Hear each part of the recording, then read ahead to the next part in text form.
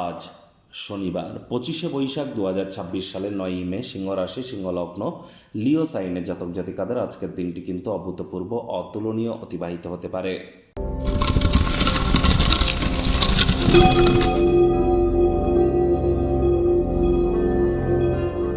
ভিডিওটির শুরুতেই আপনাদের সকলকে বিশ্বকবি রবীন্দ্রনাথ ঠাকুরের 165তম রবীন্দ্র জন্ম জয়ন্তীতে হার্দিক শুভেচ্ছা ও অভিনন্দন রইল।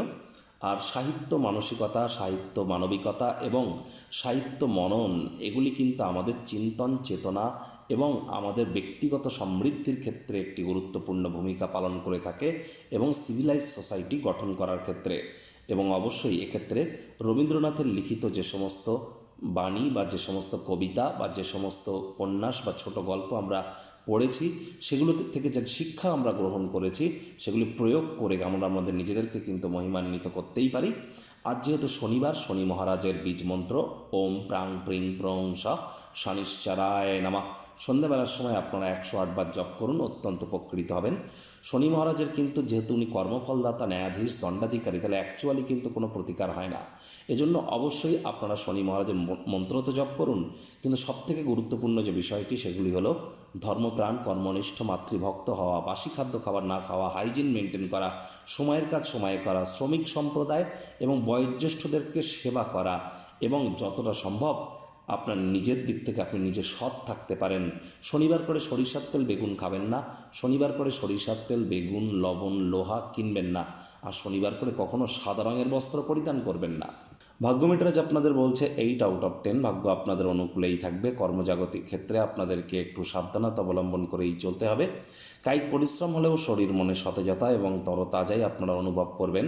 দীর্ঘদিনের পুরনো রোগশোক অসুস্থতা থেকে আজ মুক্তি প্রাপ্তি করবার দিন, পরিত্রাণ প্রাপ্তি করবার দিন। নিজের জন্য যথেষ্ট পরিমাণে সময় আপনারা পাবেন। শরীর স্বাস্থ্যকে ভালো রাখার জন্য দীর্ঘক্ষণ হাঁটাহাঁটি করুন। অর্থগত ব্যাপারে আয় ইনকাম বাড়বে, খরচও বাড়বে, যার কারণে সঞ্চয় কিন্তু ঘাটতি পড়তেই পারে। কারোর সাথে পরামর্শ না করে অর্থ বিনিয়োগ করাটা আপনাদের জন্য কিন্তু সঠিক হবে না। চাকরিজীবীদের অফিসে কম কথা বলে কাজ বেশি করতে হবে, মনের থেকে মস্তিষ্ককে বেশি দাম দিতে হবে। কোনো প্রকার অফিস পলিটিক্স বা গসিপিংয়ের অংশ যেন হবেন না। খালি সময়ে অবৈধ ক্রিয়াকলাপ করলে কিন্তু আপনার সময় আপনি নিজেই খারাপ করবেন। রাজনীতিবিদ যারা আছেন, হার্ডওয়ার্ক, কঠোর কায়িক পরিশ্রমের কোনো বিকল্প নেই। বড় দাদা বা আপনার বাবা বা আপনার পিতা, তারা কিন্তু কোনো ভুলের জন্য আপনাকে ধমক দিতেই পারে। মাথা ঠান্ডা করে তাদের কথাগুলিকে বোঝার চেষ্টা করুন। যদি নিজের জীবনে প্রকৃতপক্ষে উন্নতি আপনারা সাধন করতে চান, তো শিক্ষার্থী বিদ্যার্থীরা যে কোনো প্রকার পরীক্ষা প্রতিযোগিতায় সফলতা প্রাপ্তি করবেন। উচ্চশিক্ষার জন্য যারা বিদেশ যাত্রার কথা ভাবছিলেন, ভাগ্যদেবীও আজ আপনাদের পক্ষেই আছেন। সন্তান সন্ততি থেকে থাকলে তারাও তাদের কৃতিত্বের দ্বারা আপনাদেরকে গর্বিত অনুভব করাবে। হাউস ওয়াইফদের জন্য দিনটি এক প্রকার বেশ।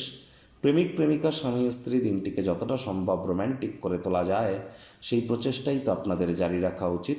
অবিবাহিতদের বিবাহের যোগ পরিলক্ষিত হচ্ছে। যারা প্রেমে পড়েননি তাদের জীবনে স্বপ্নের নারী বা পুরুষের আগমন আজ কিন্তু হতেই পারে। একটু প্রচেষ্টা আপনাদেরকেও করতে হবে।